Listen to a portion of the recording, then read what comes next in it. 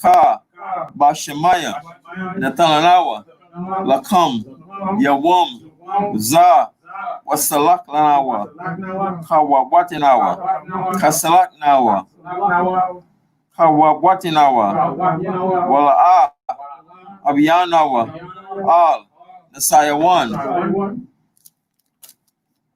Abal, Hawashainawa, Marai, Kaya, Laka, Amalakwat, Wa'ala, Watapara, Loivalam, Aman. Matthew 6 and 9. After this manner, therefore, pray ye, our Father which art in heaven, hallowed be thy name. Thy kingdom come, thy will be done in earth as it is in heaven. Give us this day our daily bread, and forgive us our debt, and forgive our debtors. And lead us not into temptation, but deliver us from evil. For thine is the kingdom, and the power, and the glory forever. Amen. Aisha Matazawat, the Ten Commandments. La'a, Yahaya, Laka, Alahayam, Akariam, Apanya, La'a, Daisha, Laka, Basal, Wala'a, Doabidam, La'a, Dalakwaka, Shamwa, Yahawa, Alahayaka, Lashawa, Zakar, At, Hayawam, Hashabat, Lakwadashwa, Kabad, Avaka, Wa'amaka, La'a, Tiratizak, La'a, Tana'ab, La'a, Taganab, La'a, Taina, Shakur, La'a, Fakamad, Kal, Ashura, Laraika, Aman. I am the Lord thy power, which have brought thee out of the land of Egypt, out of the house of bondage. Thou shalt have no other gods before me. Thou shalt not make unto thee any graven image or any likeness of anything that is in heaven above, or that is in the earth beneath, or that is in the water under the earth. Thou shalt not bow down thyself to them, nor serve them. For I, the Lord thy power, am a jealous God, visiting the iniquity of the fathers upon the children unto the third and fourth generation of them that hate me, and show mercy unto thousands of them that love me and keep my commandments. Thou shalt not take the name of the Lord thy power in vain, for the Lord will not hold him guiltless that take him his name in vain. Remember the Sabbath day to keep it holy. 6 days shalt thou labor and do all thy work, but the seventh day is the Sabbath of the Lord thy power. And thou shalt not do any work, thou, nor thy son, nor thy daughter, thy manservant, nor thy maidservant, nor thy cattle, nor thy stranger that is within thy gates. For in 6 days the Lord made heaven and earth, the sea and all that in them is, and rested the seventh day. Wherefore, the Lord bless the Sabbath day and hallow it. Honor thy father and thy mother, that thy days may be long upon the land which the Lord thy God giveth thee. Thou shalt not kill. Thou shalt not commit adultery. Thou shalt not steal. Thou shalt not bear false witness against thy neighbor. Thou shalt not covet thy neighbor's house. Thou shalt not covet thy neighbor's wife, nor his manservant, nor his maidservant, nor his ox, nor his ass, nor anything that is thy neighbor's. Amen. Yashab will be seated. Not yet.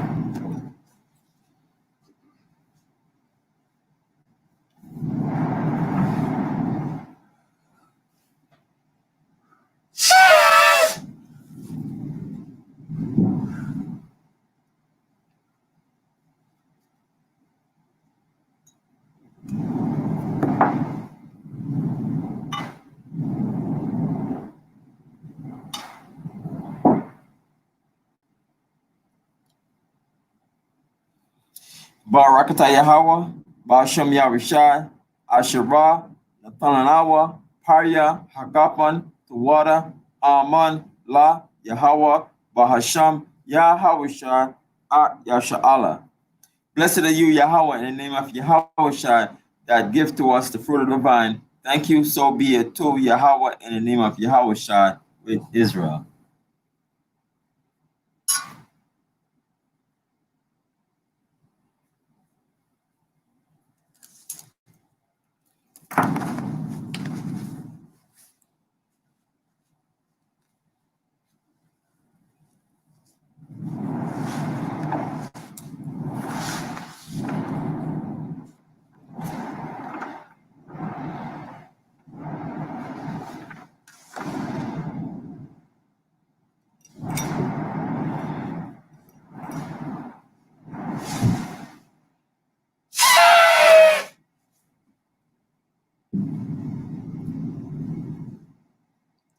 Imadwa Panya Jerusalem. Stand and face Jerusalem.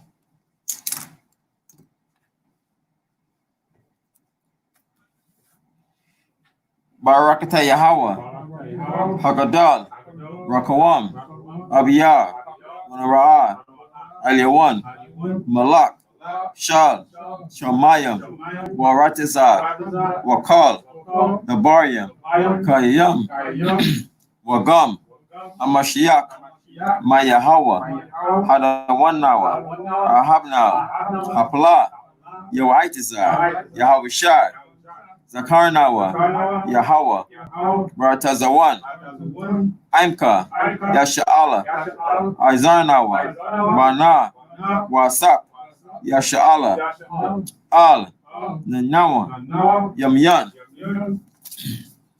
Aita, Kayawamyam, Makodam, Babkusha, Shalak, Maka'ala, Baratazawadak, Alahayam, La, Maganawa, Rapanawa, Washimora, Alnawa, Baikor, Shalak, Haroka, Shal, Yahushai, Lanawa, Lalamadnawa, Rabiam, Kakama, Dabawana, Wada'ai, Shal, Nabarka, Basham, Yahawashai, Tawada, Yad, Waiwalam, Amen.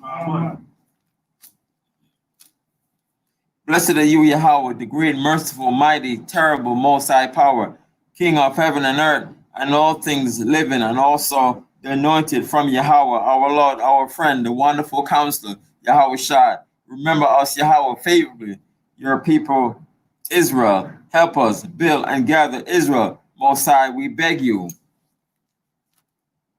Right now, like the days of old, please send Michael and the righteous powers to protect us, heal us, and watch over us. Mainly send the spirit of Yahushua to us to teach us much wisdom, knowledge, and understanding of thy word. In the name of Yahushua, thank you always and forever. So be it. Blessed are you, Yahweh, in the name of Yahushua, that give to us the law. Barakata Yahweh, Basham, Yahushua, Asherah, Nathanawa, Hatara. Blessed are you, Yahweh, in the name of Yahushua,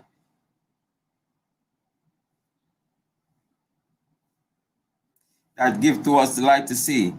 Barakata Yahweh, Basham, Yahushua, Asherah, Nathanawa, Awar, Larawat.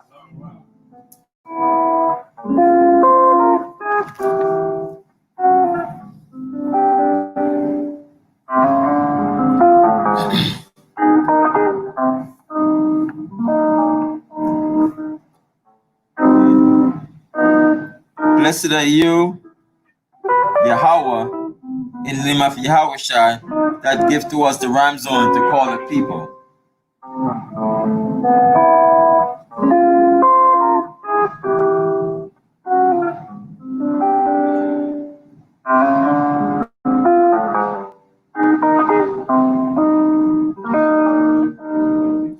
Barakata Yahweh, Basham, Yahushua, Asherah, Nathanawa, Quran, Hayal, Lakora, Ha'aim. Blessed are you, Yahweh, in the name of Yahushua, that give to us the olive oil to anoint Israel. Barakata Yahweh, Basham, Yahushua, Asherah, Nathanawa, Hashaman, Zayat, Lamashak, Yasha'ala, Yashaba, be seated.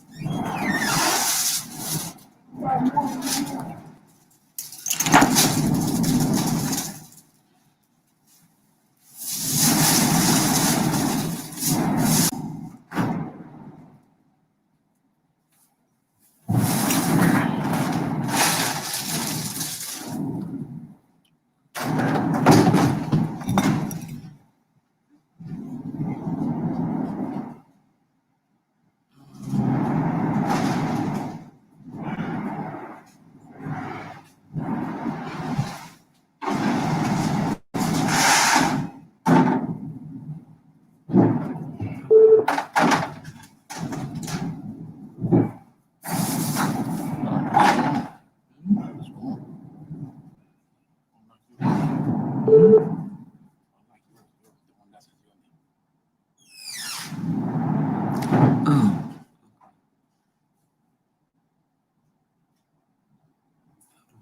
right here.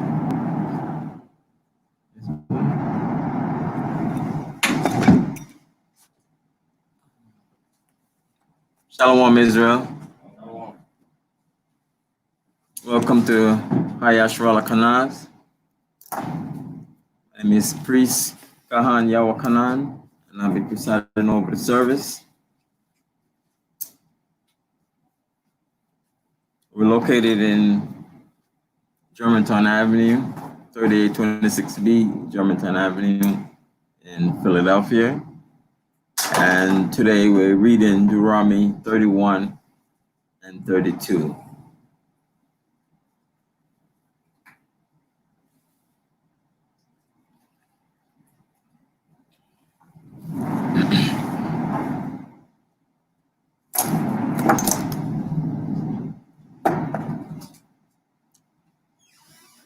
So, for the Most High is calling,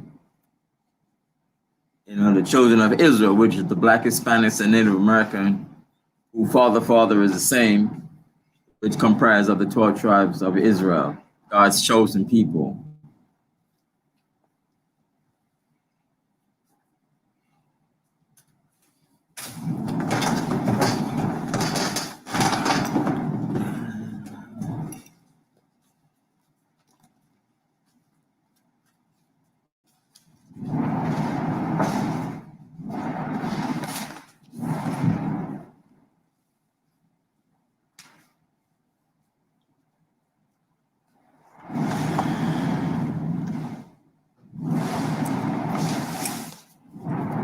We're starting in Deuteronomy chapter 31.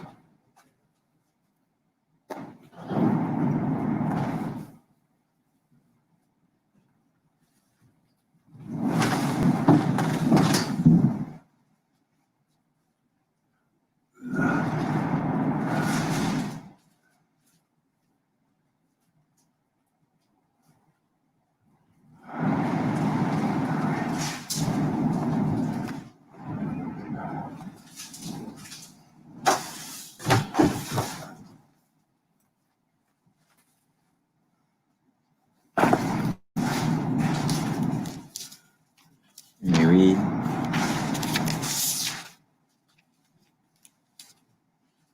Let's read Deuteronomy 1:1 first.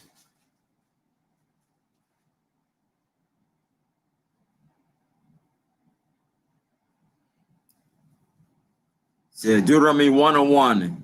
These be the words which Moses spake unto all Israel on this side Jordan, in the wilderness, in the plain over against the Red Sea, between Paran and Tophel and Laban and Hazeroth and Dizahab.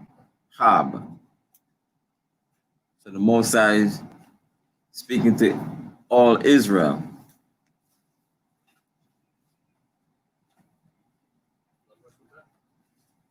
That's just Deuteronomy 1:1.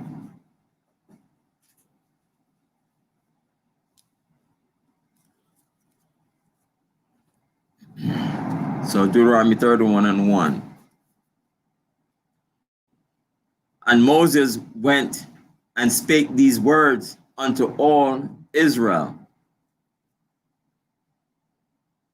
And he said unto them, I am 120 years old. This day I can no more go out and come in. Also the Lord had said unto me, thou shalt not go over this Jordan. So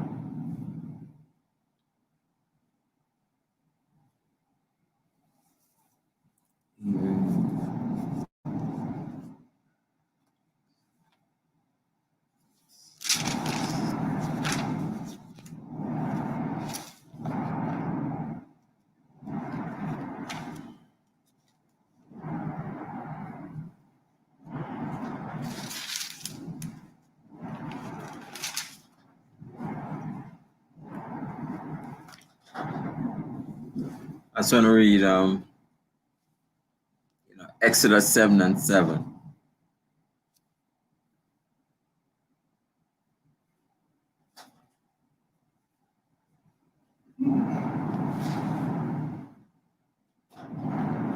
It says, Exodus 7 and 7. And Moses was 80 years old, and Aaron 83 years old, when they spake unto Pharaoh. So they were 80 years old,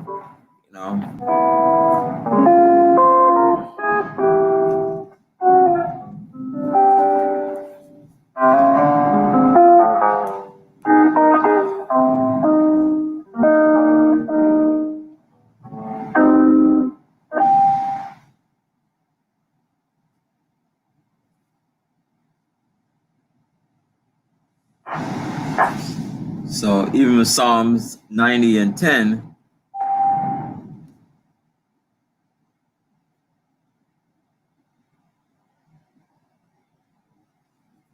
so the Most High, when they went to speak before Pharaoh, they were 80 years old. So the majority of us, I said a lot of us don't even reach like 80. So this is what the Most High says. Psalms 90 and 10. The days of our years are 80 and 10, and if by reason of strength they be 80 years, yet is their strength labor and sorrow, for it is soon cut off, and we fly away. So Moses was blessed to see 80 years old, 120 years old. All right.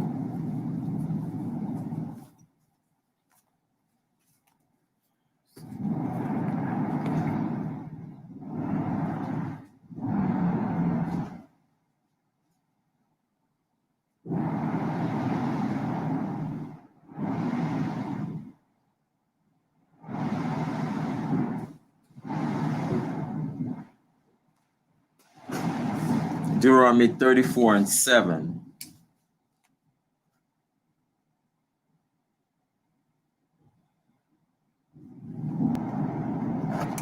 Quad, read that for me, please. Deuteronomy 34 and 7.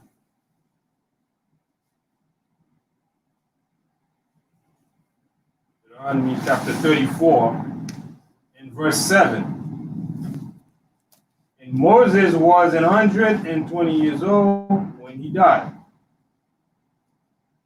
His eyes was not dim, nor his natural force abated. So Moses was still strong, still strong, and he didn't need any form of aid with his eyes, and he still, plus also he went up to Mount Sinai to get the 10 Commandments plus, and he came back down, and even when he brought the tablets and let the people, in anger, and then he went even back up there again to get another tablet where the Most High wrote with the finger of God. Right? So he was still strong in his age.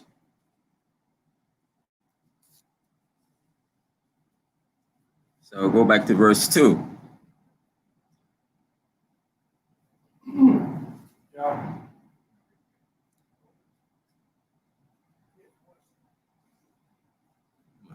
Oh, okay. Verse 3. Deuteronomy 31 and verse 3. The Lord thy God, he will go over before thee, and he will destroy these nations from before thee, and thou shalt possess them. And Joshua, he shall go over before thee, as the Lord had said. So Joshua is going to take the reign after Moses.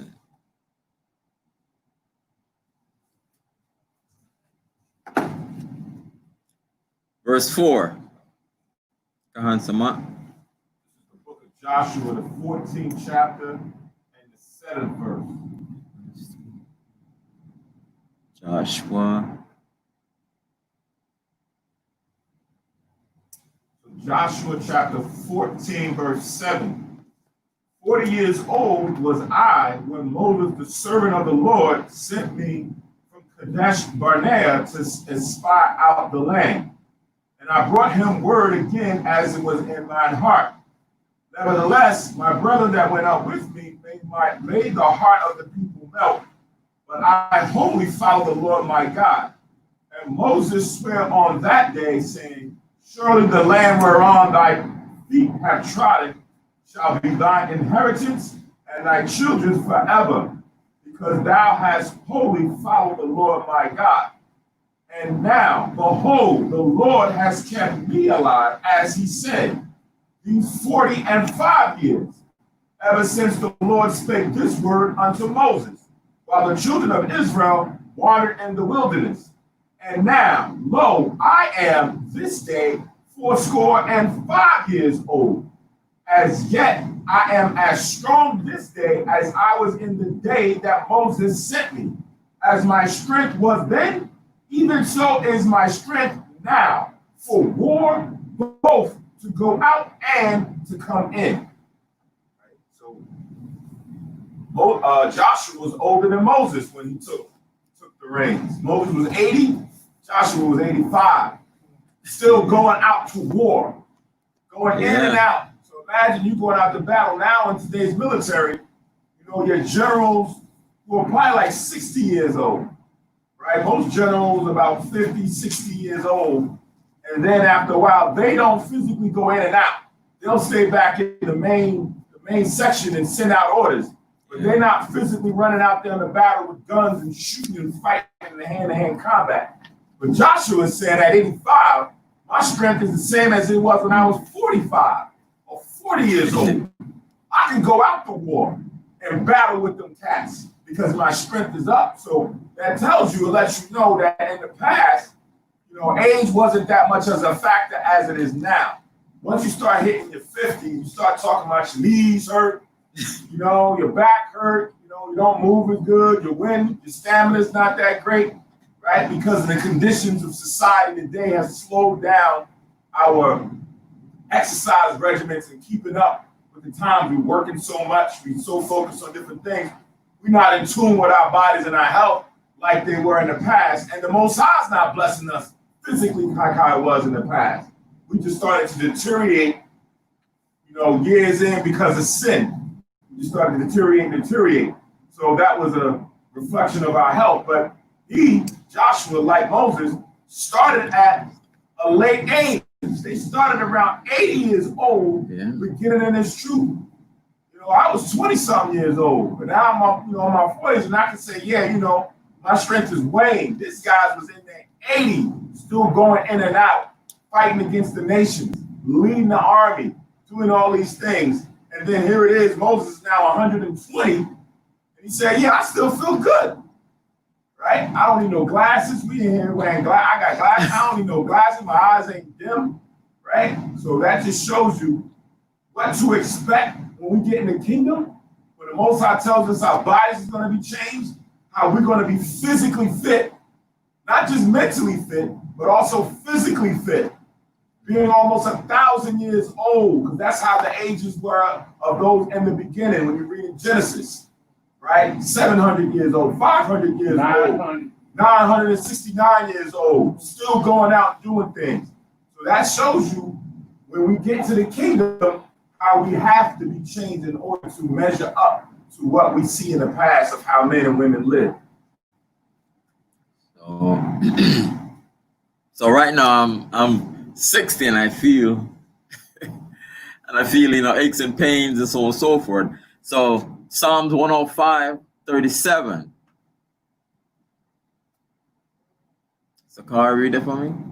Psalm 105, 37. Yeah, 105:37.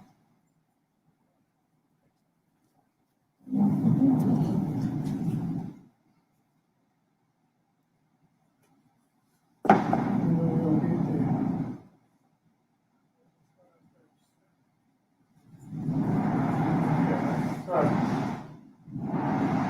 105:37. He brought them forth also with silver and gold, and there was not one feeble person among their tribe. So none of us were feeble, because you have different generations, and you have children, and you have parents, and you have parents, and so on and so forth, because that's how life is. Different generation in a household, in a neighborhood. And when we're in Goshen, so we weren't feeble because we walked it. We walked out of Egypt. Nowadays, folks are going into nursing homes at 60 years old and 70 years old. Imagine having a whole nation has to leave Egypt, and you got those who are, handicapped or decrepit or they can't move and this, that, and the third. And we're not talking about, you got to look into what we had to do. We're not talking about, it was like walking from here to, probably Girard Avenue or something. We're talking about leaving one country, going through the Red Sea, and then now wandering in the wilderness for that period of time. The Most High had to have made something for us. When we talk about the path coming through the Red Sea was a green pasture. Our feet was not sore and swollen, and the shoes. The Lord definitely did something to help aid us in getting us to where we were. Gave us that stamina and gave us that energy and ability for a whole people to leave out of a country. Yeah.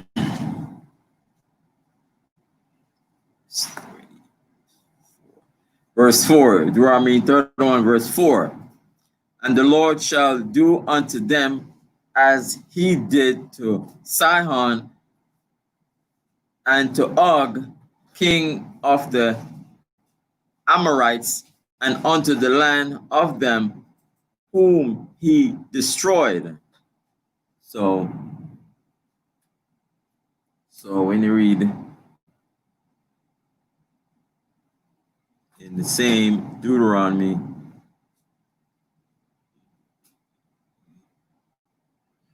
seven and 1.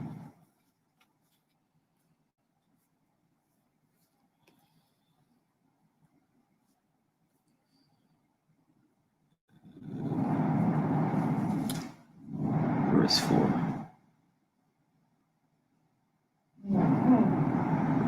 When you read Deuteronomy 7 and 1, it says, when the Lord thy God shall bring thee into the land whither thou goest to possess it, and had cast out many nations before thee, the Hittites and the Girgashites and the Amorites and the Canaanites and the Perizzites and the Hivites and the Jebusites, 7 nations greater and mightier than thou. So remember that the Canaanites, the Hamites were living in the land.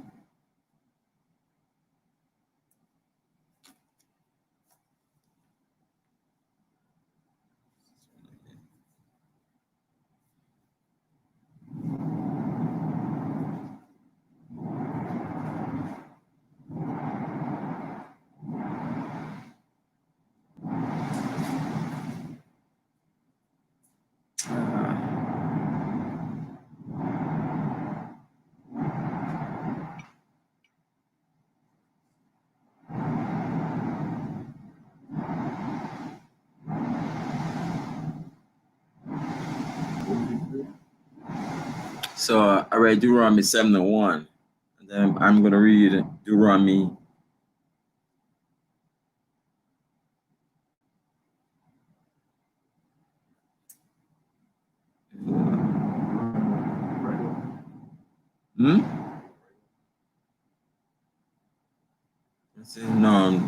4 4.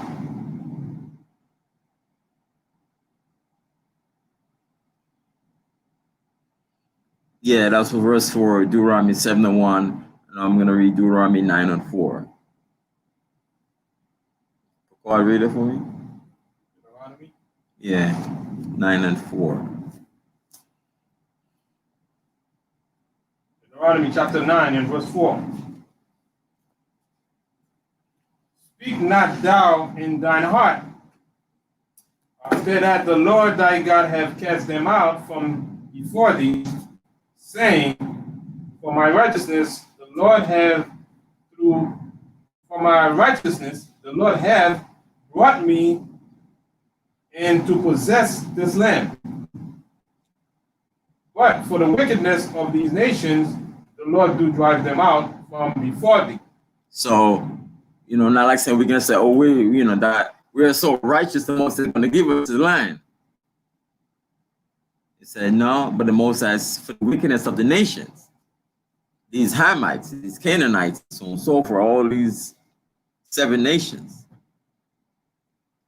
I should say, these nations, the Most High drove them out. So verse 5, Deuteronomy 31, verse 5. And the Lord shall give them up before your face, that ye may do unto them according unto all the commandments which I have commanded thee. So the Most High is gonna, drive them out in front of us, and we're gonna see the Most High driving them out.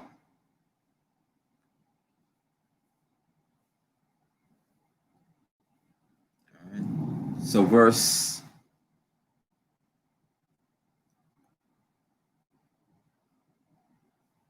6, it says, be strong and of a good courage, fear not, nor be afraid of them, for the Lord thy God, he it is that doth go with thee.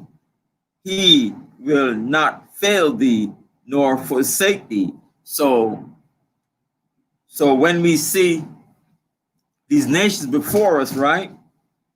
So we may feel, well, it's like, wow, there's a lot of nations there. So we may have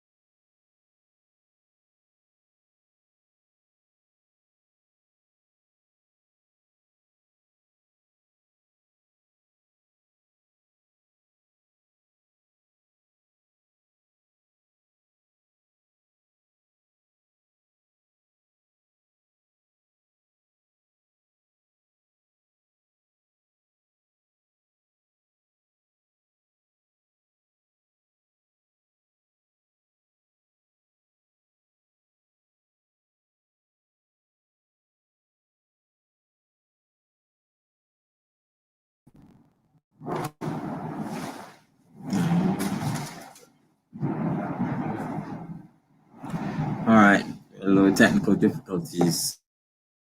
So we can.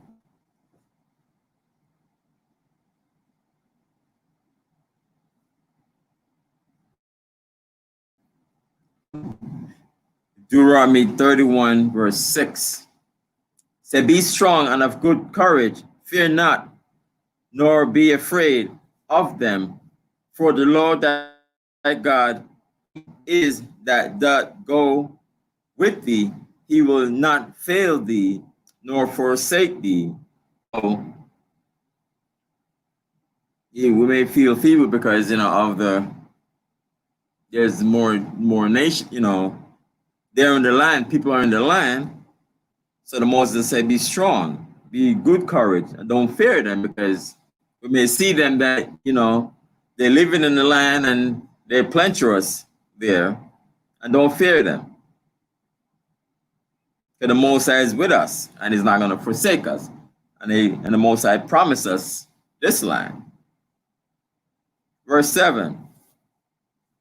And Moses called unto Joshua and said unto him in the sight of all Israel, be strong and of good courage, for thou must go with this people unto the land which the Lord had sworn unto their fathers to give thee, and thou shalt cause them to inherit it.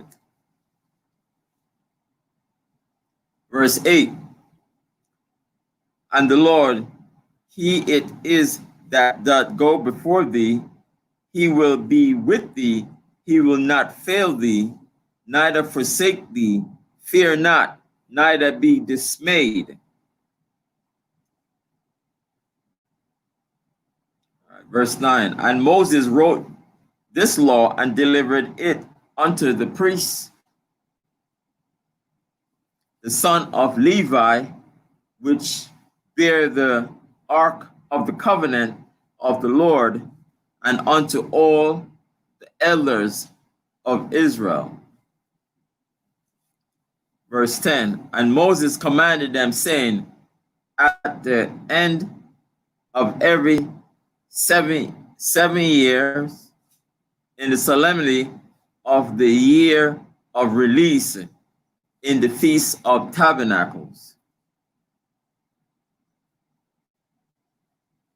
Verse 11. When all Israel is come to appear before the Lord thy God in the place which he shall choose, thou shalt read this law before all Israel in their hearing.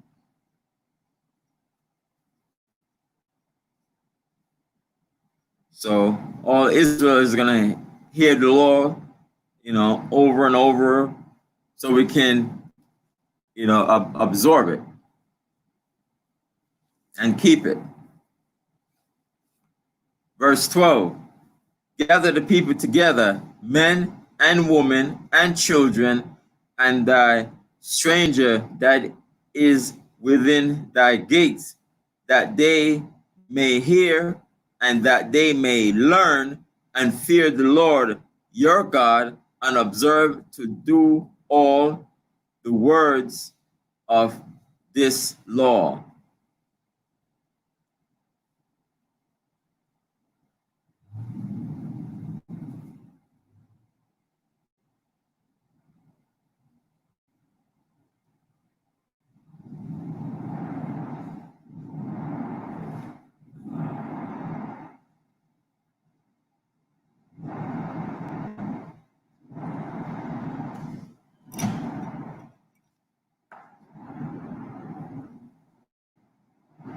Verse 13.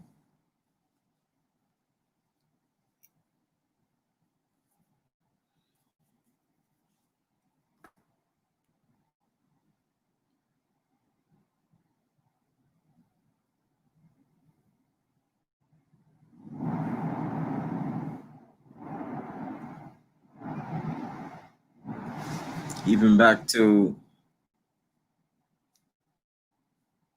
verse 12.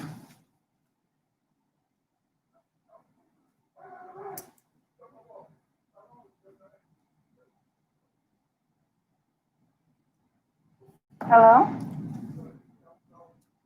Hello? Yeshua Kanan's Church of Israel. Oh, yeah, Kanan. How are you? The Sabbath Service started? Yes, we're in the service right now. Okay, let me go on here. So, verse 12, read Exodus 19 and 8. Zakar, read that for me, please. Zakar?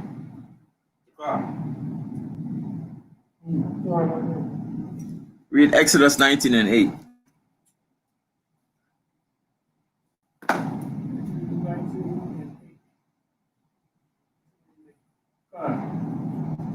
And all the people answered together and said, all that the Lord has spoken, we will do. And Moses turned the words of the people to the Lord. Okay. So, in verse 12, you remember verse 12 I just read? Deuteronomy 31, verse 12. I got it written down In verse 12, it says, let me read it again. It says, gather the people together, men and women and children, and thy stranger that is within thy gates, that they may hear and that they may learn and fear the Lord your God and observe to do all the words of this law. So they hear men, women, and children, right? So like in Exodus 19 and 8 to say, all that the Lord said we will do.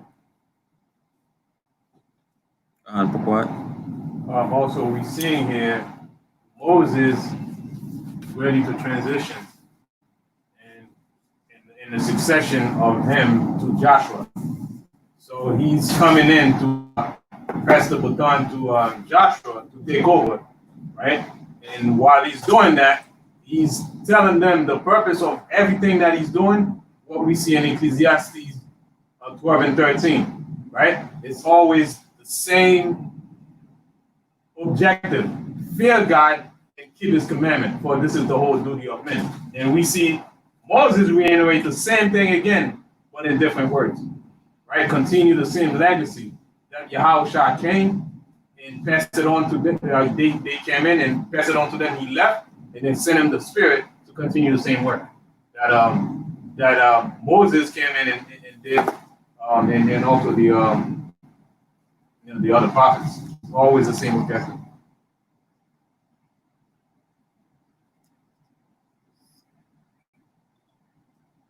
It's like in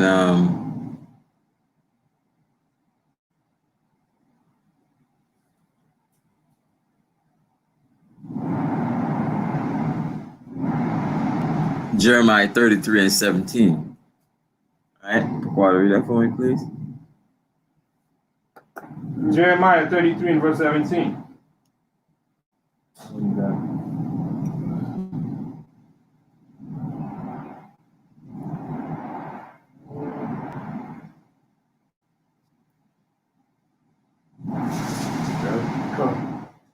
Jeremiah 33 and verse 17. For thus saith the Lord, David shall never want a man to sit upon the throne of the house of Israel. It says, Wait. over Yeah. here. It's all the same. Yeah, 33:17. So it's always, because we have Saul, we have David, we have Solomon, and we have all the kings, right? It's always going to be a king there. So now we have Christ. He's our king, the King of Israel, King of King and Lord of Lord. It's always a male there to sit in front of us as King of Israel. and also when we read in Ecclesiastes 10 and 8, as we read earlier in previous verses, how the Most High will give us the kingdom, right, and take it from the other nation. And we can see the Most High talk about righteousness. He translates the kingdom from one king to another for the sin because of unrighteous dealing, because of wickedness. Even when we dealing wickedly, he also take the kingdom from us and give it to the other nation. So we see the Most High is not partial in his dealing and his judgment, right? Even if it's us, we do wickedly, he move it and give it to the other nation. The other nation does wickedly, right? The other nation does wickedly, he take it and give it to another nation. So they keep translated, but whoever of our nation who do righteously, we see the example of how the kingdom's gonna be in all righteousness. But all in all, Yahushua will establish because they cannot keep ruling according to 100% righteous. Only Yahushua can do it, right? We can, right? But we always fall short. But Yahushua, he's gonna be the one that's gonna establish the kingdom, and the kingdom will not be taken down because he's gonna rule in all righteousness, and we're gonna rule with him in all righteousness. So that's why the kingdom cannot fall because we're not gonna be able to sin. So it makes sense that the kingdom will never be changed from one nation to another again. Because kingdom rise and kingdom fall. They rise and fall, they rise and fall. Historically, you see this kingdom come, this kingdom rise, fall, rise, fall, rise, fall. When you read in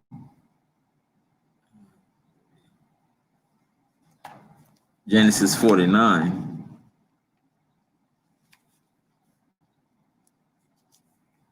Genesis 49 and 1.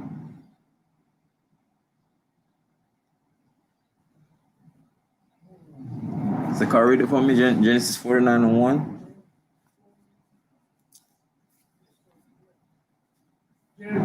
Good. Hey, Jim, you got it?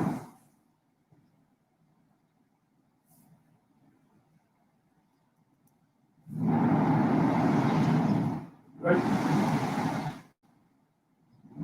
Genesis 49:1. And Jacob called unto his son and said, gather yourselves together, and I may tell you that which shall befall you in the last days. So this is our last captivity. We're in the last days. Even when you read in before Jesus Christ came on the scene, they were looking for the Messiah. They're looking for the Messiah, and they find, when they found the Messiah,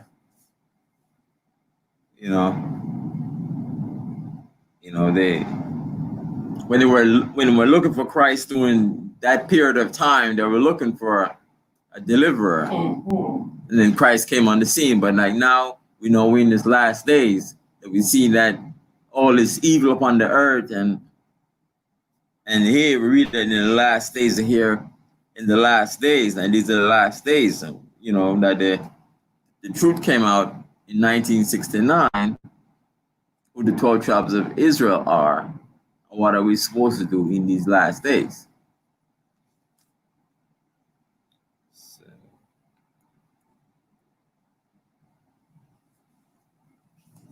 And when Christ comes back,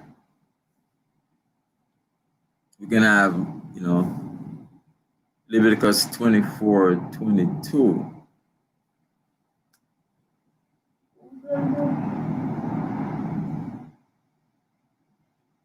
Leviticus 24:22.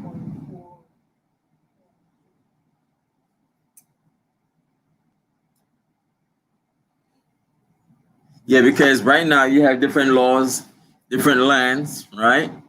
You go to this country, this state, that state. You have all these different laws, right? Gonna be there. That is all over the world. So Leviticus chapter 24, verse 22, it says, "You shall have one manner of law as well for the stranger as for one of your own country, for I am the Lord your God." So it's going to be one law throughout the whole earth.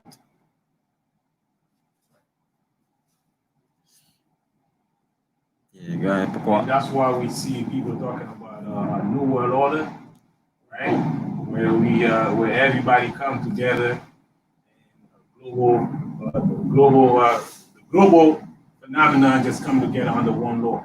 It's pretty much what they trying to implement because they see this guy in this country leading this way, and he has a set of law. This guy leading one way, and he has a set of law. All that is confusion if you want to have, total rulership in the kingdom.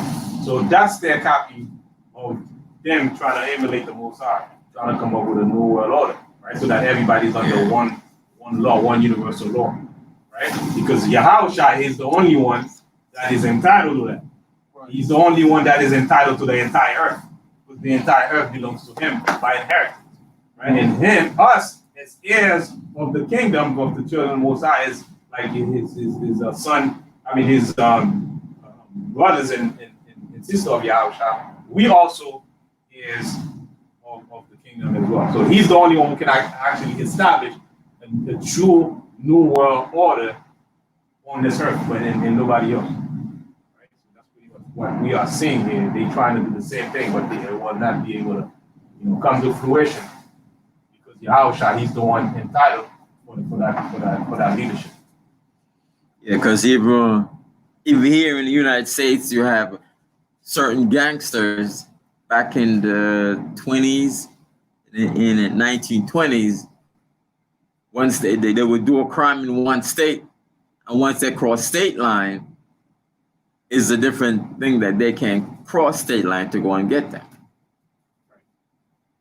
That's just here till eventually have. When they make laws in every country, they gotta make the law, then they gotta make an amendments, to these laws and get rid of, certain archaic laws. They have to keep changing and changing and changing certain things, changing their laws. But this can be the law of the whole earth. They come. And that's why leadership is very important. And that's what we see Moses doing here in this verse, transition, right?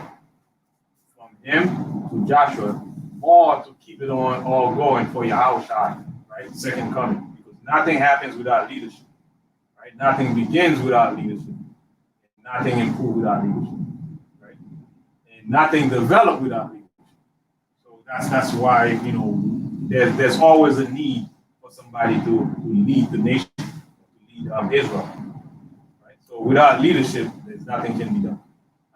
The people can dream all they want, but somebody got to step up and say, here's the direction we're going to go, based on what the Most High says. That's pretty much what Moses was doing, and he's going to pass it on to Joshua to continue the same legacy.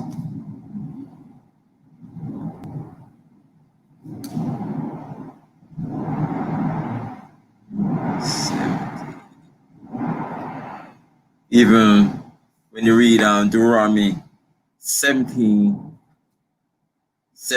18, it says, and it shall be when he sitteth upon the throne of his kingdom, that he shall write him a copy of this law in a book out of that which is before the priests, the Levites. So, whose rulership, they should write, make a copy, write a copy so he can have this law, law in his possession. So even Christ eventually, where the Most High through Christ can eventually write the law in our inward parts. Verse 13, Deuteronomy 31, verse 13. And that their children which have not known anything may hear and learn to fear the Lord your God as long as ye live in the land whither ye go over Jordan to possess it. So we're going to keep hearing the law over and over again. And when our children come, they're going to keep hearing the law. So we're going to teach our children, and our children are going to teach their children to keep this law. Verse 14, And the Lord said unto Moses, Behold, thy days approach that thou must die. Call Joshua and present yourselves in the tabernacle of the congregation, that I may give him a charge. And Moses and Joshua went and presented themselves in the tabernacle of the congregation. So the rulership is moving from Moses to Joshua in front of all the people, so they can see that who is going to be the leader now.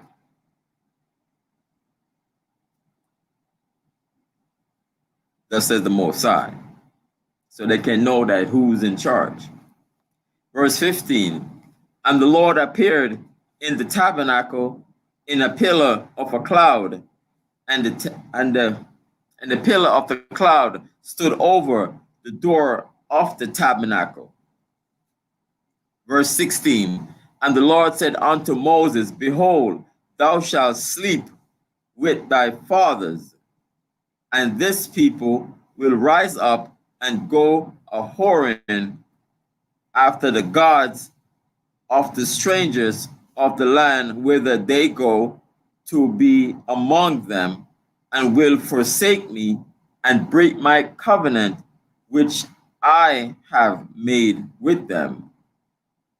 So, since Moses is going to die, the Most High gave, Moses the insight that the children of Israel is going to, break the law, statute, the commandments of the Most High. Yeah, go on, Right. Only because as you read, Joshua kind of slacked. He did not follow through the same way that Moses followed through. And Joshua, you can see Joshua didn't prepare a transition, just like Moses prepared a transition. That transition from Moses to him, Joshua didn't follow the same pattern. So whenever the same pattern is not translated, then we lack leadership, and the people go right back in the world. Start doing their own thing. The people are the leaders are leading, but when the children of Israel start to follow the other nations, start to go off, then the leaders are trying to, tell the people what not to do and what to do. It's always the leadership job. Granted, you're not gonna, physically tell the people, but if the leadership is strong, then the people, like Moses did, right? They're gonna follow suit out of a job. But if the leader slack, the people gonna slack as well, right? So that's why it's very important in the sense of having a leadership, that the leaders know exactly what the plan is, what the vision is, because like you see, Moses, what he did, he provided vision, right? He provided the energy, he provided the initiative, right? He provided motivation when he said, come in and don't fear them, don't this, that, and the third. So all that, when you look at a football game, right? And before they go out there, they say, hey, how are we going to win? And boom, boom, boom, they have all of this. Is like provide the leadership, provide the motivation to keep the people going, provide a passion, right? Inspire the people, right? And all that is for a noble cause. But if the leader slack, the people are going to slack. So just like we are a reflection of Yahushua, if Yahushua come in and keep it, we're going to have no choice. We're going to have to follow as Yahushua does. Right? Yeah, because this is going to happen, right? He's going to keep the law perfectly, right? So Luke 19:27.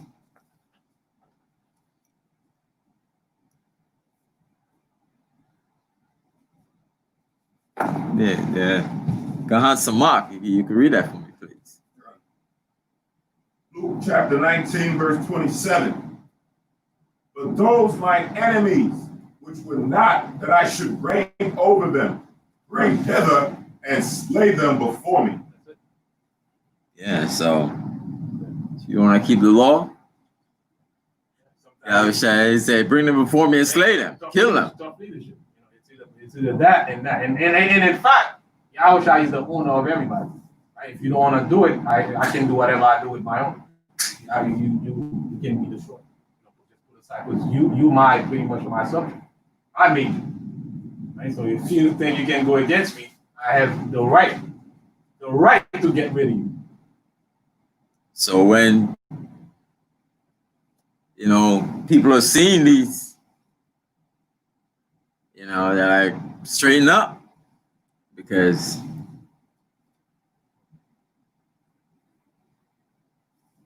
Proverbs 8:36.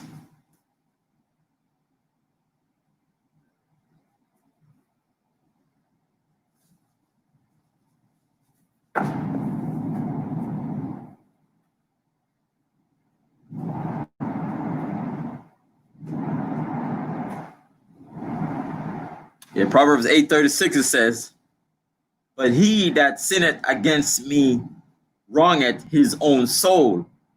All they that hate me love death. So, you want to break the law, you want to, carry on like, certain societies go, people do anything what they want to do. Love death, you want to die? That's what you choose. That's even though I'm bringing all this comment because I see that it's a very important chapter. Because like I said earlier, the leaders provide energy, right? It's not far-fetched that Moses didn't get tired, right? If you provide energy, you cannot be sick, right? You cannot be sick and dragging around. You as a leader that provide energy, you cannot be in that. And the Mosai actually put that in them. You cannot be tired, sick, and complaining all the time, right? That's not a leader. And sometimes he complains, but he get back on track, right? So they provide the energy and for things to keep going. So the initiative, everything, all that is part of what he has to do.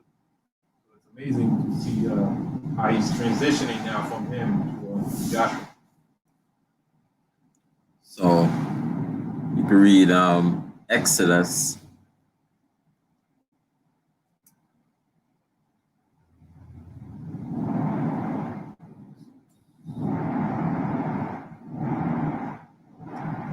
Exodus chapter 18, verse.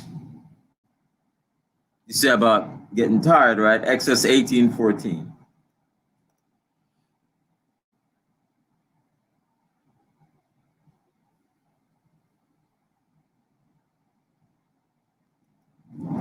Exodus 18, verse 14.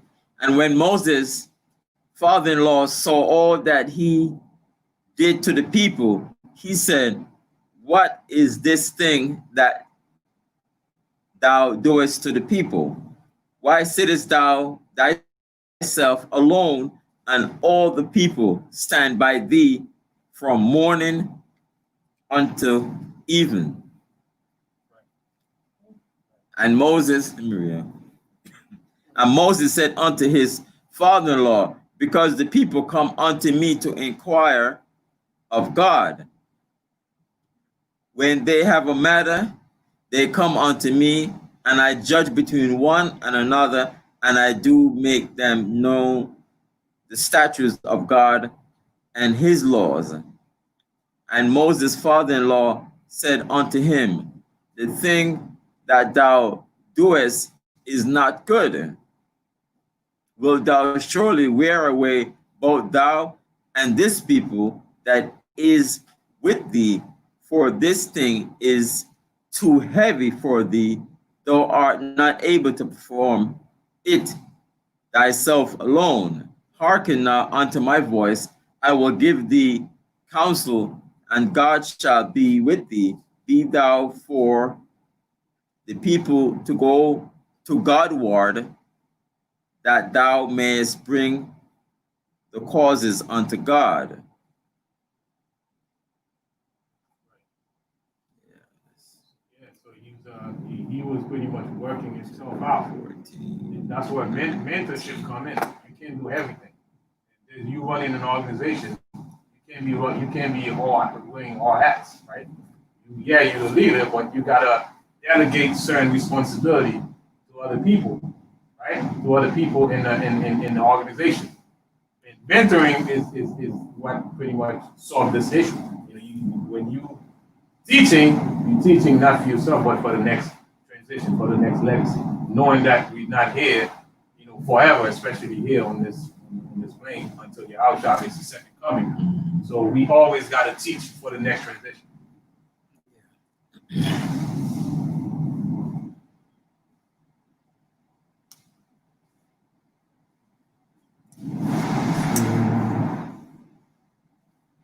Verse 17. Verse.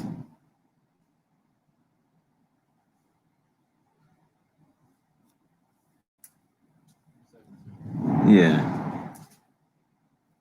Verse 17, then my anger shall be kindled against them in that day, and I will forsake them, and I will hide my face from them, and they shall be devoured, and many evils and troubles shall befall them, so that they will say in that day,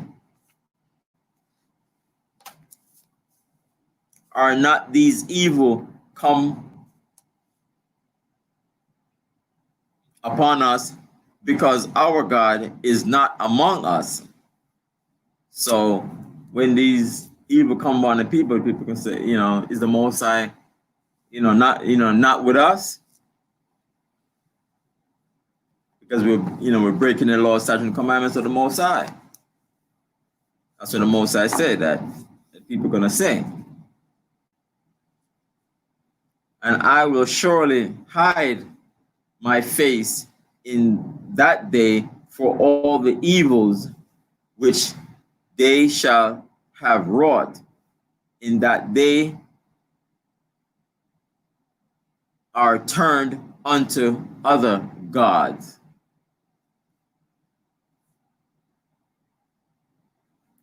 Verse 19, now therefore write ye this song for you, and teach it the children of Israel. Put it in their mouths, that this song may be a witness for me against the children of Israel. For when I shall have brought them into the land which I swear unto their fathers, that floweth with milk and honey, and they shall have eaten and filled themselves and waxen fat, then will they turn unto other gods and serve them, and provoke me and break my covenant. So when we enjoin, the good of the land, they say we're gonna, serve other gods. We're not gonna seek the Most High. And the Most High is gonna be angry with us. Verse 21, and it shall come to pass, when many evils and troubles are befallen them, that this song shall testify against them as a witness, for it shall not be forgotten out of the mouths of their seed, for I know their imaginations. No, for I know their imagination, which they go about even now, before I have brought them into the land which I swear. So the Most High is giving Moses all this information here about what we're going to do in the land. And Joshua, since the next leadership, Joshua is going to have to, deal with the people, them doing these things, breaking the laws. So as though Moses dealt with the people who were breaking the law, statute, and commandment, even Moses went up to the Mount Sinai to get the laws. They came back down, and hearing the people, what they were doing, as if, Moses is up there too long. You find that scripture that Moses is up there too long, and the people decide to do what they want to do. It's like it's again, the leader's gone, and people just go out and do whatever they want. So we always, in every society, there's always got to be somebody who, there's always got to be a leader who take the lead and provide. Because what the leader does is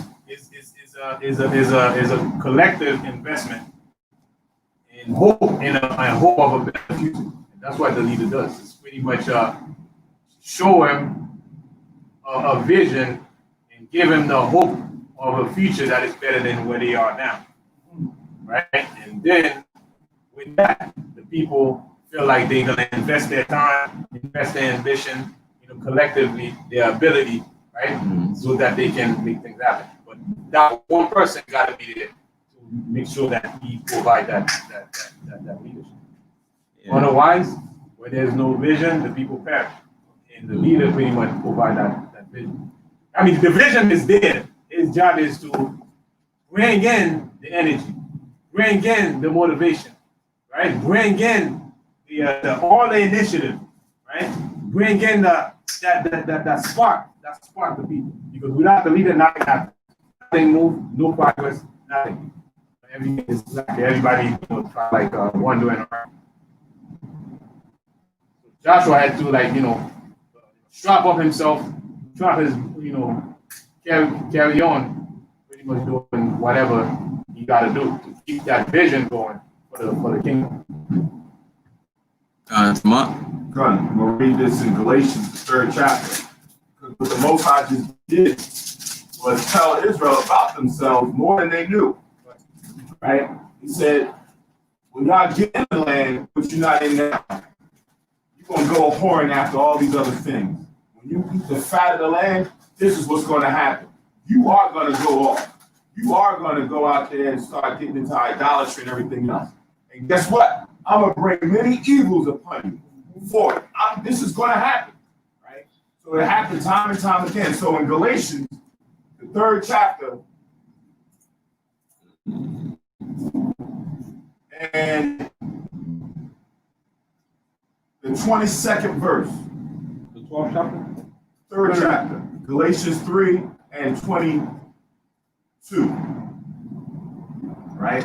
Because what the Most High was doing was setting Israel up to know when the evils come, that I told you this was going to happen, recording it, and when the destruction or the punishment happened, you can't say, why did this happen?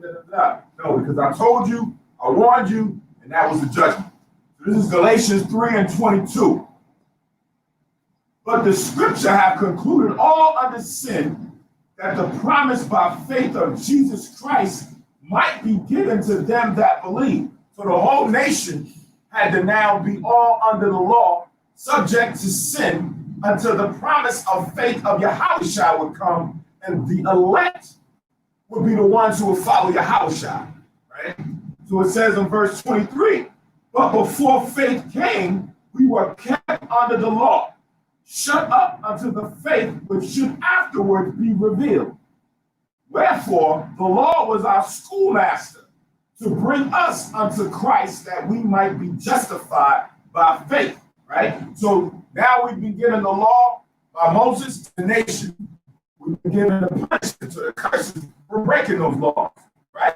But even at that time, during the time of Moses, and even prior to the time of Moses, there was always the prophecy, there was always the promise of Yahushua coming. Always the Messiah was spoken about, that he was going to come. So the promise of faith was always there, but we was kept under the law, subject to sin, until that happened, right? So for again, wherefore the law was our schoolmaster to bring us unto Christ, that we might be justified by faith. 25. But after that faith is come, we are no longer under a schoolmaster. So when Yahushua comes, we are not subject to just living by the old standard of keeping the law. We are now following after Yahushua. Most people read that verse that says, see, when Yahushua comes, we're no longer under the schoolmaster. The schoolmaster was talking about the law. So they say, see, that's why we got to keep the law no more. No, that's not what that's talking about. It's talking about you have now just graduated to a different level, right? It's not that you forget about those things that you learned. In regular schooling, when you go from elementary school to high school, you don't forget the things that you learned in elementary school. They play a part in what you learn in high school. When you graduate from high school, you go to college, what some people do. You don't forget the things that you learned while you was in high school. No, those things apply. They make sure that you understood what you learned back then. Now I'm going to take you to bigger and better heights. Right? So that was a projection of what Paul was saying to us back then. That now here comes Yahushua. Yahushua still kept the law, was perfect in keeping the law. So if our faith is predicated on Christ, we still remember how we kept the law, but now Christ is going to graduate us to keeping it in a better perspective. Right? So that's what you read in the gospel. The back and forth between Christ and the Pharisees and the Sadducees and the chief priests who knew about the law, but didn't have the full understanding. Yahushua took it to the next level. So Baqua brought out as far as for the leaders. When the leaders is not there, then Israel went out there and did everything else, right? When the cat's away, the mice will play. That type of mentality. But like we just read, it said, listen, the promise of faith might come to them that believe. So everybody wasn't going to believe. Same way everybody believed on Christ when he walked the earth. Many of us did, but a lot of us didn't and gave him up to the Romans. So now he's crucified, sitting on the right hand of the Father. Now go to 1 Peter. 1 Peter, the first chapter. Because remember, the promise of faith of Christ had to come, right? So now, here it is. Christ ain't here. The leader ain't physically here. The king ain't physically here on the earth. He's now gone. So what will happen? Oh, everybody go out there and start playing, right? So now this is what Peter said in 1 Peter, the first chapter and the 7th verse. That the trial of your faith, being much more precious than of gold that perisheth, though it be tried with fire, might be found unto praise and honor and glory at the appearing of Jesus Christ. Now check this out. It says, whom having not seen, he loved. So you got a generation of people who now are receiving the promise of faith of Jesus Christ, having never physically seen him. The king ain't here. So now that promise of faith is now you on trial, right? You're supposed to have learned the law and now graduated and now accepted Yahushua, and now everything that you do is according to Yahushua's faith. That's what you judged on, how he operated, the lessons that he taught, the examples that he left for us to follow in his footsteps. Let's see if you do it without him being physically here telling you this, is that, and the third. But you got what he left behind for you to go off of, which is the Bible. It says, whom having not seen ye love, in whom, though now ye see him not, yet believing, ye rejoice with joy unspeakable and full of glory, receiving the end of your faith, even the salvation of your soul. So that's what we're talking about in Galatians. We're no longer under the schoolmaster. We follow it by faith now. I don't have to have the high priest or Moses or someone pointing a finger every time. My faith is supposed to condemn me. My spirit is supposed to tell me this is what I'm supposed to do because Yahushua said. That's how we're being measured and judged, not just based on the letters of the law, and someone now goes and gives you 40 stripes or kills you, get in there. No, we are following under Yahushua now, still keeping the law, even though he's physically not present with us. That's the objective that now as we're reading in Deuteronomy, the Most High is setting us up for that whole process to take place. That we was going to go into the land, wild out, go into captivity, be upset, repent, come back to the Lord. He says, okay, fine, I'll take you out of that. And it just keep happening and happening and happening and happening. So the Lord says, you know what, all right, it's enough now. You've had so many examples of how to mess up. Now I'm going to give you the perfect way of how to get it right. I'm going to send my son. After I send my son, I'm going to leave you to yourselves and see what you're going to do. I'm going to leave you for a period of time and see how you're going to act. How many of you are going to do it based on faith and belief, as opposed to now me now having to send that angel down and tell you this, or me now having to send, how many are going to do it? That's the graduation of now we have moved on from the schoolmaster to our faith is what's now governing us. So even Matthew 24:48. Matthew 24:48. What was that verse? Chapter 1, verse what? 1 and 7 to 9. Matthew 24:48. Matthew 24:48 says, and if that evil servant shall say in his heart, my Lord delay his coming, and shall begin to smite his fellow servants, and to eat and drink with the drunken. Verse 50, the Lord of that servant shall come in a day when he looketh not for him, and in an hour that he is not aware of, and shall cut him asunder and appoint him his portion with the hypocrites. There shall be weeping and gnashing of teeth. So that's that evil servant, you know, saying, you know, is it, you know, delaying his coming. They're gonna do whatever they want to do. But he's gonna come a day when he's not expecting.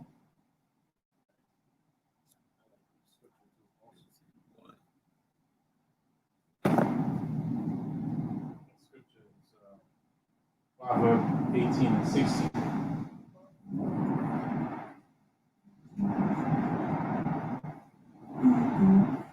It's a little tangent, but it's kind of tie into what we're bringing out.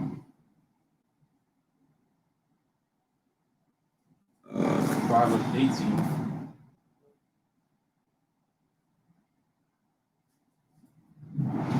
Right? So, especially Israel, the men of Israel, we were supposed to be born leaders, right? Not supposedly, we were born to lead, right? And not pretty much in the sense of leading people, but first leading ourselves first, right? So the 144,000, they will, right, by the grace of the Most High, manage to keep their soul. Right? So if you keep your soul, then you pretty much lead yourself. And in this verse right here, it says, a man's gift maketh room for him, and bringeth him before great men. So, right, we supposed to pretty much manage and lead our gifts, or manage ourselves and control ourselves. By developing that, we see what happened to Joseph. Whenever you have your gift and you have dominion over it, you manage it, and you lead yourself first, then that opens up doors for you, right, to bring you before a king. Right? So it's mostly, that's why a lot of our people that go astray, they don't manage themselves, they let the world overcome them and take over their soul. But those who are inspiring leaders, they don't fall for that trap. They keep going regardless of what happens. They keep their soul. Let me see. When you Shema talking about Jesus, Jesus said in Matthew 5:17, these guys that I come to destroy the law or the prophets, I'm not come to destroy but to fulfill. That go about what you say. Okay. See, I ain't come to change nothing. Right. So I'm thinking it was 1524, though. But this right here, I ain't come to change nothing. So he didn't come to change nothing, but to have us change our mind from what we thought about him from our prior learning and things that we've been doing in the world. Right? So change our mind.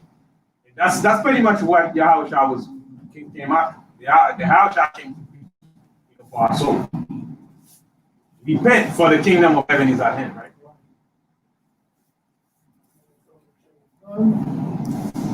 Don't follow these laws.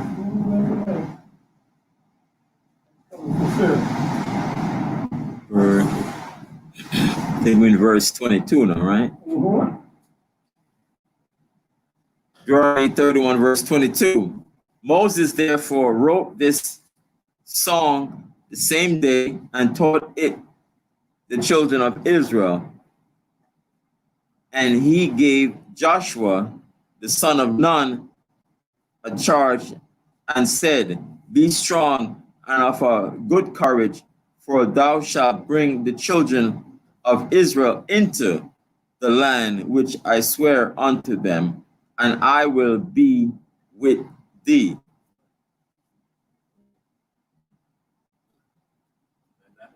So as even later on in years, or on it, Joshua and Caleb made it after 40 years in the wilderness. Who's going through the land, right? That be strong and of good courage here. That should be in big capital. All those letters, right? Be strong and of good courage. But dealing with Israel, that needs to be bold right there. Because Israel will try your patience. Because if they go against the Most High and you lead them, man, you're gonna have a lot to go through. Just to be a leader in Israel. And during the history, sometimes the leaders succumb to the people. Or they force even Aaron, to make a golden calf, or they put it in the fire and came out because of the people. And the influence that because they influence them. That's one of the big jobs that you gotta influence people, right? To make them see that, influence them so that they can see a better future than what they are in now. That's the key. The key is you sell. It's like you selling the hope. You selling the hope of the kingdom. You ain't see the kingdom yet, but you gotta bring him there. While they're in the present now, while you keep him in the present, but you gotta take him to the future where it's unknown, where they don't see it yet. So that's your job. Your job is to sell them the kingdom. Yeah, because even time when I say we have no king but Caesar, it was a mob of people, crucify him. There was a mob, so we have no king but Caesar. But it's like, shall we, crucify your king in front of, Pontius Pilate? Just by being a mob saying, the mob rules.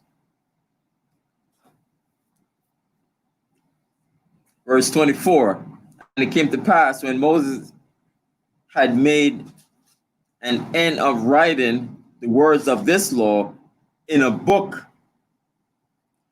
until they were finished, that Moses commanded the Levites, which bear the ark of the covenant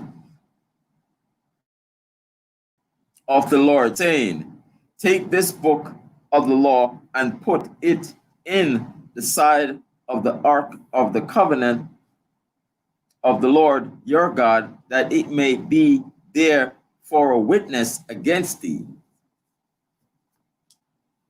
For I know thy rebellion and thy stiff neck. Behold, while I am yet alive with you this day, ye have been rebellious against the Lord, and how much more after my death. So Moses is hearing what the children of Israel is going to do, after his death. He's hearing it, he's hearing the Most High is telling him, and it's like, how much more you can do after my death? After I'm gone, it's going to be like, it's the same thing. I mean, the key to Joshua is here. Moses has confident in the Most High's word that if he follows it, he's going to be okay. But if he don't follow it, you already know, that like he outlined, we're going to be in captivity, right? It's confident in the word, because the vision that he's bringing in is not his vision, it's the Most High's vision. And the Most High, right? If it's his vision, he's going to offer everything you need to see. Granted that you are willing, right? You are willing to follow through, right? Follow the ordinance. Otherwise, we're gonna fall into issues, problems that we always fall into.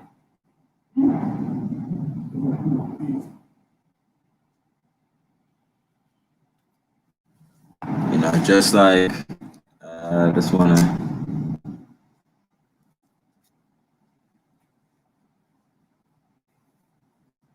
Right. So yeah. Just want to read.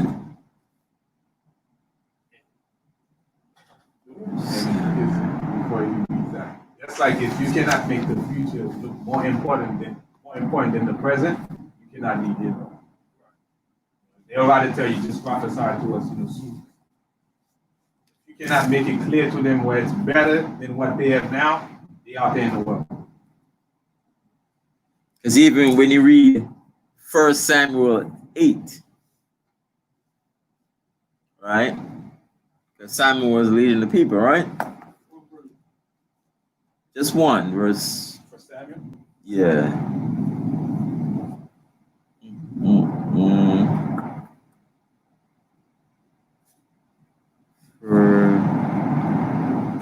I'm going to start at verse 1 and then I'm going to jump to.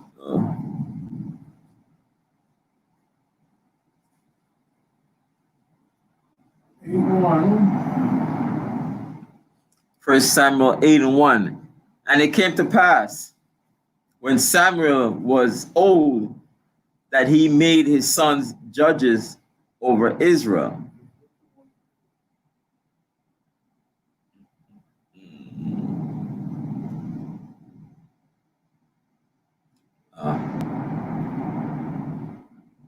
No, read verse 5. You don't like 2 or 3? 5? Yeah, 1, and then I read 5. 1 Samuel 8 and 5.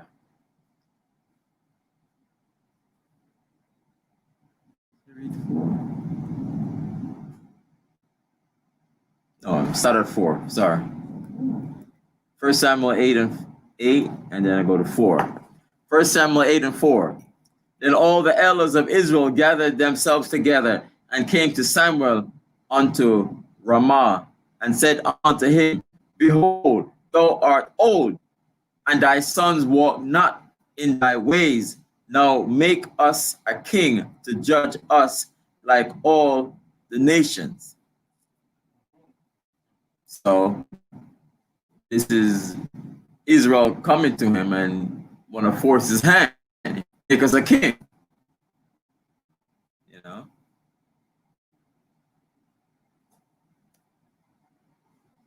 We want a king. Because we see the other nations, they have their kings and they have their kings, and we want a king too. And you're old.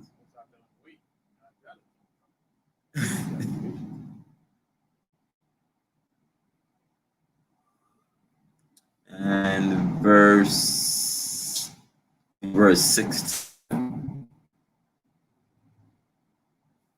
But the thing displeased Samuel when they said, Give us a king to judge us. And Samuel prayed unto the Lord. And the Lord said unto Samuel, Hearken unto the voice of the people in all that they say unto thee, for they have not rejected thee, but they have rejected me, that I should not reign over them.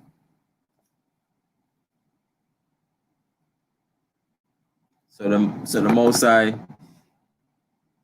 when you read further down, the Most High saying the king is going to do this and the king is going to do that. All right. You read. Yeah. So you see that Moses actually got one. I wish I had many. Many, you got 12 that you really focus on and hone in on and build. Right? Because that's the greatest investment anyone can make. Right? Anything they can make is in building the people that's gonna take over. And Yahushua did that perfectly. That's why we got Paul, we got Peter, we have all the other apostles that he taught closely, right? He closely mentor them and teach them so that they can take over, right? And through them, we're still here today, right? To the legacy of the teaching of Yahushua pass on to the disciple that he left. Then we're still here. The kingdom is still alive, right? And well, right? We can see it. We can see the vision. Going back to Deuteronomy 31, verse 28. It says, gather unto me all the elders of your tribes. Yeah, Deuteronomy 31, verse 28. So, you get the head of the tribes and your officers, that I may speak these words in their ears and call heaven and earth to record against them.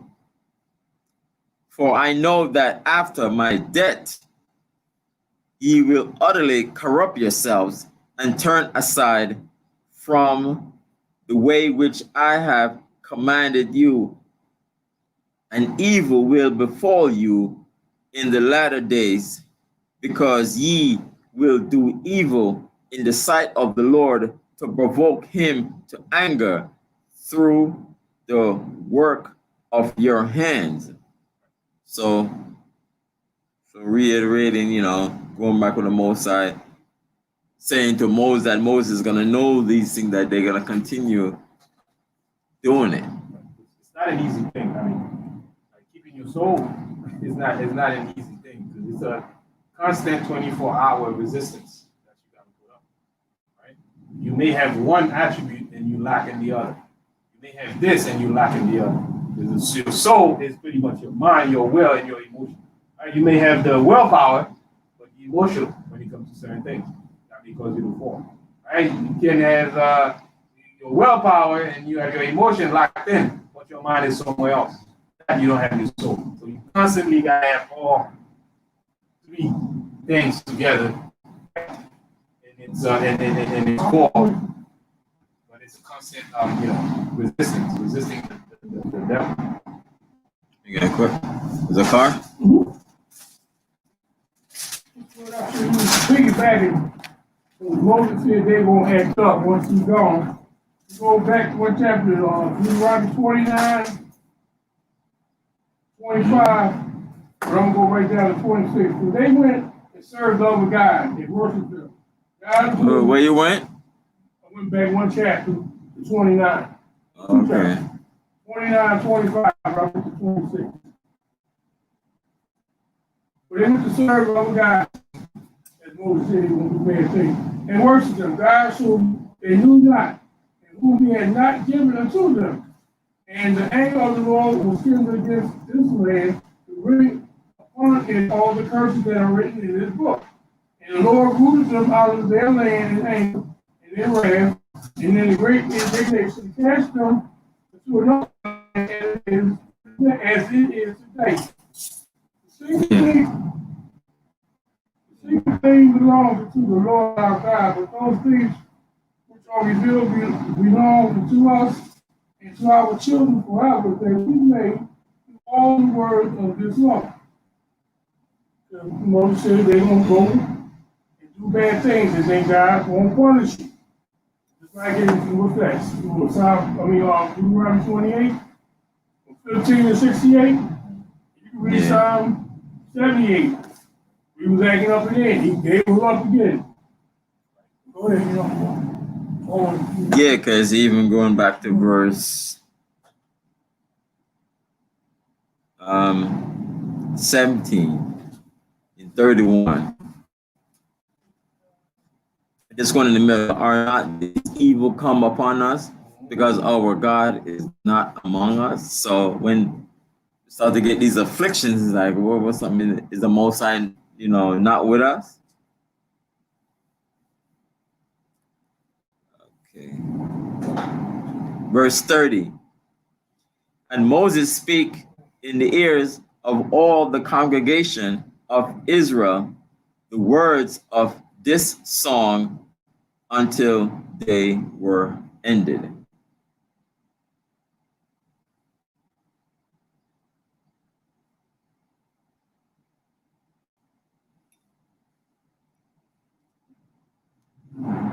I know it's he keep reiterating a song. I want to see what the song is. If I read it, what song is?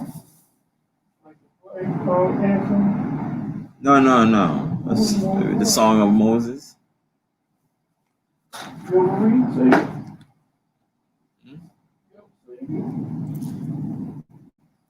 So, One of y'all. all right. So that ends chapter 31.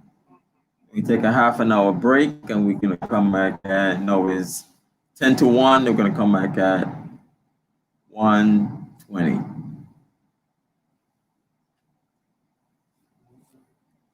Remember, it's a Sabbath day, no kindling of a fire. All right, Shalom, Israel.